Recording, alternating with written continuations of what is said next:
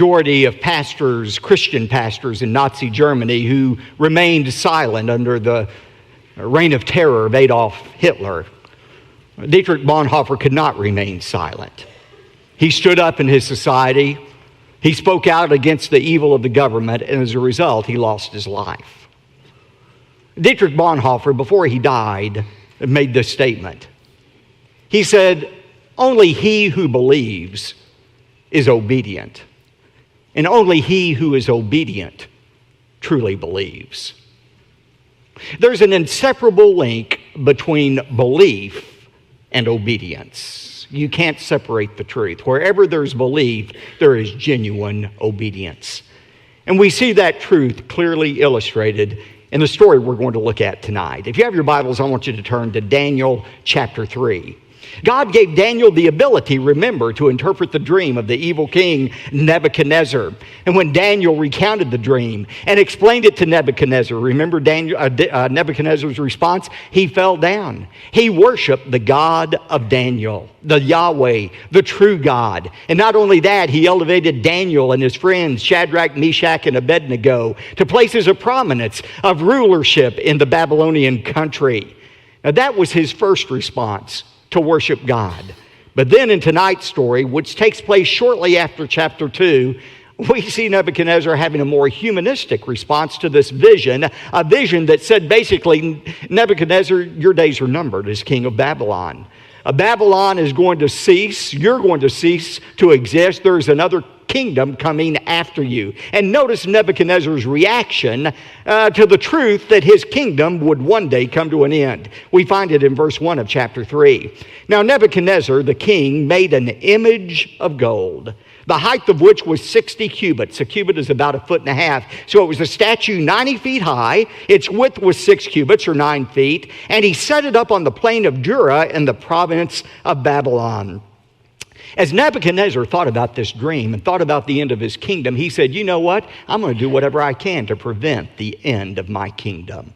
I'm going to take matters into my own hands. I'm going to see if I cannot somehow thwart the sovereign will of God. And Nebuchadnezzar's motivation in this was not religious or spiritual. He didn't want people to worship him as God. Instead, he wanted their political loyalty. He wanted people to bow down, kind of like saluting the flag, and pledge their allegiance to Nebuchadnezzar. That way, Nebuchadnezzar thought he could make sure that there was no rebellion against him that would cause him to lose the kingdom. Now, it's said that this statue, 90 feet high, 9 feet wide, was set up on the plain of Dura. Notice that in verse 1, the plain of Dura. Archaeologists have determined that this plain of Dura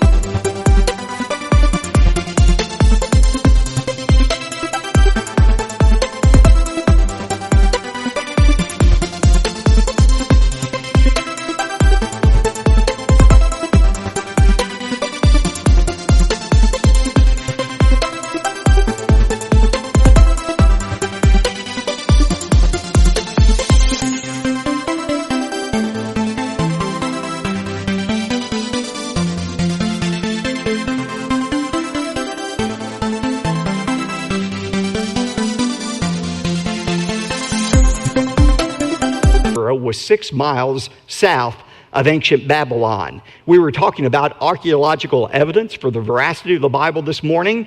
Some years ago, French archaeologist Julius Opère found on the plain of Dura a base, a large brick construction that was 45 square feet and 20 feet high that very well could have been the base of this great statue that was made of Nebuchadnezzar.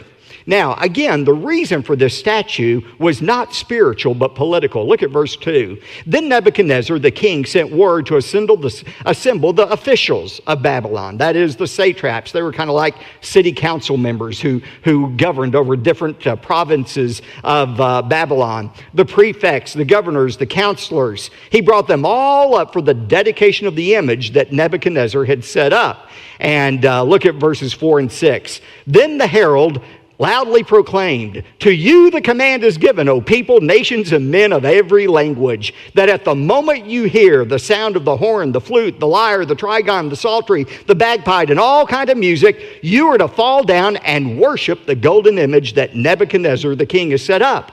But whoever does not fall down and worship shall immediately be cast into the midst of a blazing furnace."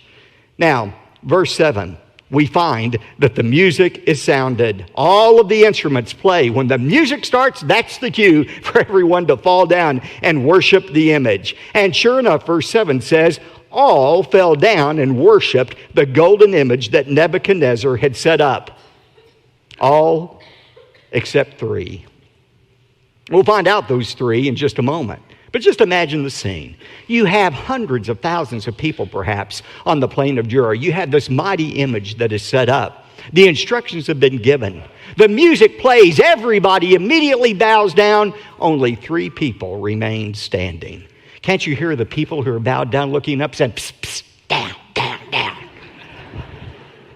But they wouldn't bow down before this image that had been set up. So notice the accusation that's made against these 3 in verse 8. For this reason, at that time, certain Chaldeans, that is, part of the king's court, these people who lived in southern Babylon, came forward and brought charges against the Jews, these 3 Jews who refused to bow down. Look at verses 10 to 12, what the charges were. They reminded in verses 10 and 11 Nebuchadnezzar of what he had ordered, and then look at verse 12. Here's the charge. This is what they said to Nebuchadnezzar.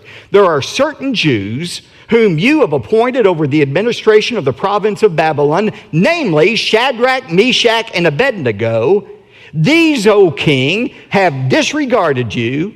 They do not serve your gods, and they do not worship the golden image that you have set up. And so, look at verse 13. Then Nebuchadnezzar, in rage and anger, gave orders to bring Shadrach, Meshach, and Abednego. Then these 3 were brought before the king. Now here's the natural question. Where in the world was Daniel during this time? Have you ever wondered that? Where was Daniel? After all, he's the one who had these guys promoted. He's the one who led them to obey God and not Nebuchadnezzar. Where was Daniel? This week, as I was preparing the message, I read all kinds of explanations about where Daniel was. Some people say, well, Daniel was now such a high-ranking official that for political reasons, he went ahead and bowed down before the image of Nebuchadnezzar. To him, it was no big deal. It was political and not spiritual. Now, that doesn't make any sense, especially given Daniel chapter 1 and how he wouldn't even eat the king's food. Another explanation is, well, maybe Daniel was ill on this particular day. Now, if I were choosing a day to call in sick to the office, this certainly would have been it. But I'm not sure that's a likely explanation. Some people say, well, maybe the king had dispatched him on a foreign trip as an emissary for the king to a foreign land. That's a possibility. We don't know. That's the bottom line, where Daniel was. But some have suggested that it was not fair for Daniel to escape this test when his 3 friends were being tested in such a severe manner. And that's really not logical to say this isn't fair, because the fact is Daniel was about to be tested. He had already been tested in chapter 1, and the lion's den was waiting around the corner for him in chapter 6. But there's a very important point and principle for all of us here. All of us who are God's people are going to be tested, but we're not all tested in the same way. God's tests for us are not the same test. In 1 Peter 1:6, Peter said, "In this you greatly rejoice, even though for a little while, if necessary, you have been distressed by various trials." That word various, poikolis, it's a word we get polka dot from. We are distressed by various tests. You're not going to escape testing in your life. If you're not in the middle of a test right now, either you've already come through one, you're in the middle of the one, or you're getting ready to enter a test. But God's plan for all of his children is to be tested, not to destroy our faith, but to strengthen our faith. Now, notice verse 14. Nebuchadnezzar responded and said to them, to Shadrach, Meshach, and Abednego, "Is it true that you do not serve my gods or worship the golden image that I have set up?" He said, maybe you all misunderstood, so let's try this again. I know you're new to our country. Maybe you didn't understand exactly what was being said in Aramaic, so let's try this again. Now here's the command. When you hear the music play, you just fall down and everything will be okay. However, he says in verse 15, but if you do not worship, you will be immediately cast in the midst of a furnace of blazing fire, and what God is there who can deliver you out of my hands? You see, Nebuchadnezzar had already discovered there's a God who could reveal secrets. But he had not yet discovered that this same God is one who was able to deliver the Israelites out of Nebuchadnezzar's hands. Now, think about these Hebrew youth. And remember, teenagers, they were about your age. They were probably about 17 or 18 at this time that they were going through this test. Think about how they could have rationalized not obeying God's commands. They could have come up with all kinds of excuses not to bow down before the golden image. But they knew what God had said. In Exodus 20, God was very clear. Thou shalt have no other gods before me. Thou shalt not make unto thee any graven image. Thou shalt not bow down to them, nor serve them. Now, they could have come up with all kinds of rationalizations about why to bow down. They could have said to themselves, well, you know what? I'm going to bow on my knees, but I'm not going to bow in my heart. In my heart, I'll still worship the only true God. Or they could have said, well, you know what? It doesn't make any sense for us to die in the fiery furnace. Why, if we die, we'll not be able to witness to Nebuchadnezzar and the Babylonians any longer. And surely God wouldn't want that to happen. They could have come up with all kinds of excuses for reasons not to obey God's command and bow down before the golden image. But notice what they said instead. Verses 16 to 18. These are some of my favorite verses in all of the Bible. Look at what they said to Nebuchadnezzar. They said in verse 16, "O Nebuchadnezzar, we don't even need to give you an answer concerning this matter. If it be so, our God whom we serve is able to deliver us from the furnace of blazing fire, and he will deliver us out of your hand, O king." But underline this verse 18, "But even if he does not, let it be known to you, O king, that we are not going to serve your gods or worship the golden image that you have set up." Now that's what you call faith. They said, "King, we believe our God is able to deliver us, and if he wants to, he'll deliver us out of your hands. But even if he chooses not to deliver us, we are still going to obey him." Ladies and gentlemen, that is faith. Obedience to God in spite of the circumstances.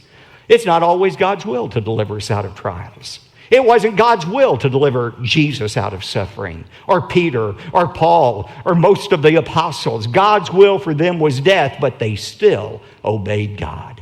This is the perfect demonstration of what true faith is, obeying God regardless of what he does. Now look at verse 19, the execution of the sentence. "Then Nebuchadnezzar was filled with wrath, and his facial expression was altered toward Shadrach, Meshach, and Abednego." His face was just contorted. He was so angry. And he answered by giving orders to heat the furnace 7 times more than it was usually heated. The Aramaic here means Nebuchadnezzar was as angry as he could have been under the circumstances. And his anger, like anger always does, caused him to do something very irrational. You know, when you're angry, you are literally out of your mind. And that's what Nebuchadnezzar was, because he does a very irrational thing. He says, "I want that furnace heated up 7 times the normal heat." Now think about it. If he was really angry, as he was with these 3 men, he wouldn't want the temperature raised. He'd let it stay at the normal temperature so that they would suffer as long as possible in that furnace instead of being consumed immediately by it being 7 times hotter than it usually was. But Nebuchadnezzar wasn't rational. One commentator said Nebuchadnezzar's furnace was hot, but he himself got hotter. And when a man gets full of fury, he gets full of folly. Great words. Look at verse 21.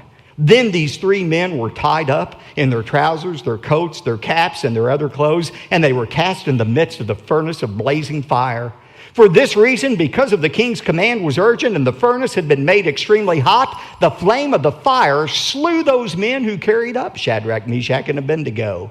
But these 3 men Shadrach, Meshach, and Abednego fell into the midst of the furnace of blazing fire, still tied up.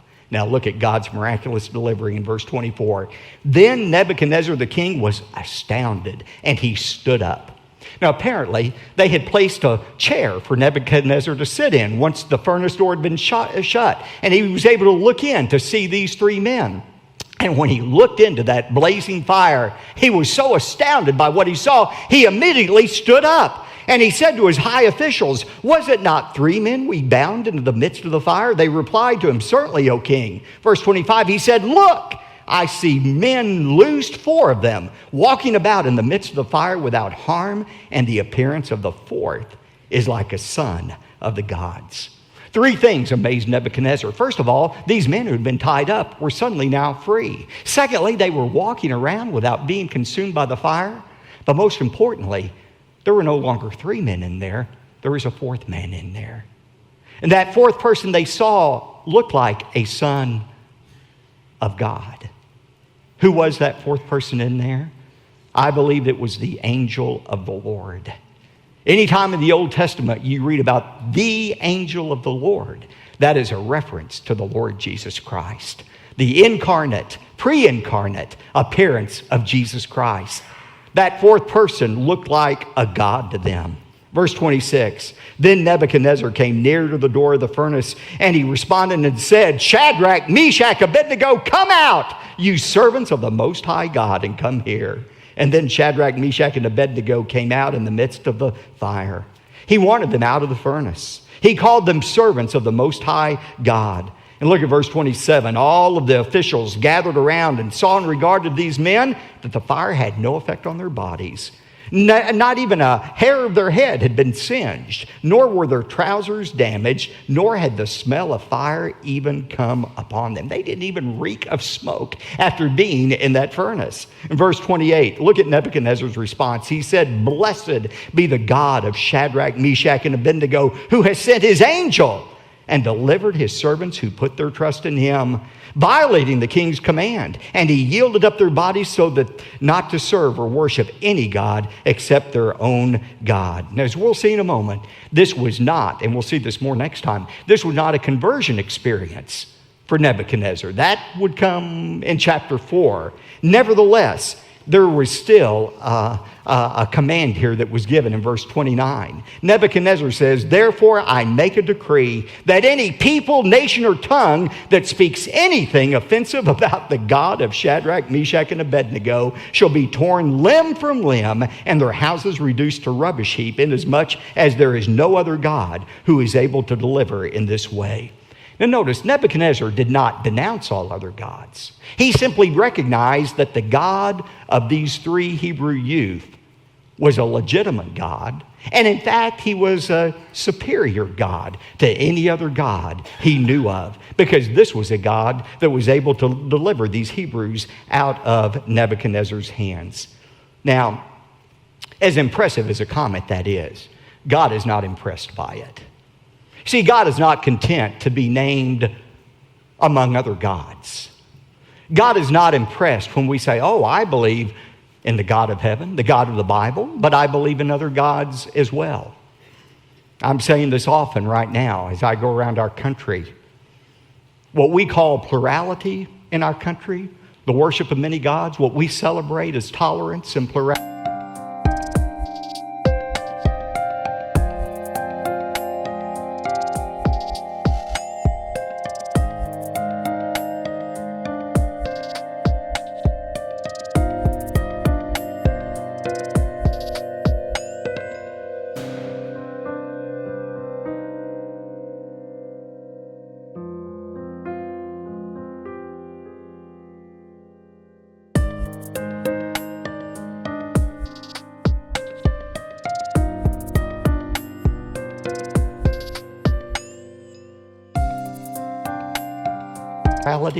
God has another name for. It's idolatry. The First Amendment of our Constitution has not replaced the first commandment of God. God said, "You shall have no other gods before me." God commands our exclusive worship. He has no tolerance for any false gods or any false idols. And by the way, a false idol, a false god doesn't have to be a wooden statue. As I heard my friend David Jeremiah say today, we have American idols as well. Those American idols sometimes are money. We bow down before money. We worship money. Sometimes it's pleasure, entertainment. Sometimes it's sports. Sometimes it's scholastic achievements. But God is a jealous God. He said, you worship me exclusively. That's the kind of worship our God demands. Now, why is this story important? It's important for three significant reasons. First of all, this story sets the stage for Nebuchadnezzar's conversion in the most dramatic way we're going to see next time. But secondly, this story foreshadows God's protection of Israel. Just as God protected Shadrach, Meshach, and Abednego from the fiery furnace, so God would supernaturally protect Israel during these 70 years of captivity in Babylon. And God will continue to protect his people until the end of time. I was in New York this past week. I was there Wednesday for the most holy day of the Jewish calendar, Yom Kippur. And I was with some Jews. It was interesting to see how they worshiped on Yom Kippur. But at that very same day of Yom Kippur, the holiest day on the Jewish calendar, on that very day, there in New York, was Iranian President Ahmadinejad. And there he was in the UN, breathing threats against Israel. Monday of that week in New York, he said, Israel will be eliminated from the face of the earth. Now, I'm going to make to you a prophecy that I promise will come true. This is an absolute 100% prophecy that will come true. President Ahmadinejad will be eliminated before Israel is eliminated. You can rest assured, because Israel is God's nation, and Israel has the promise of God's protection. God protected them for 70 years during that Babylonian captivity, and he will protect them until the end of time. But the third truth that you see in the passage is this. This passage reminds us of the importance of unconditional faith and obedience. Remember, true faith is not believing God is going to do what we want him to do. True faith is the resolve to obey God in spite of the circumstances. It's the faith that Job expressed when he said, though he slay me,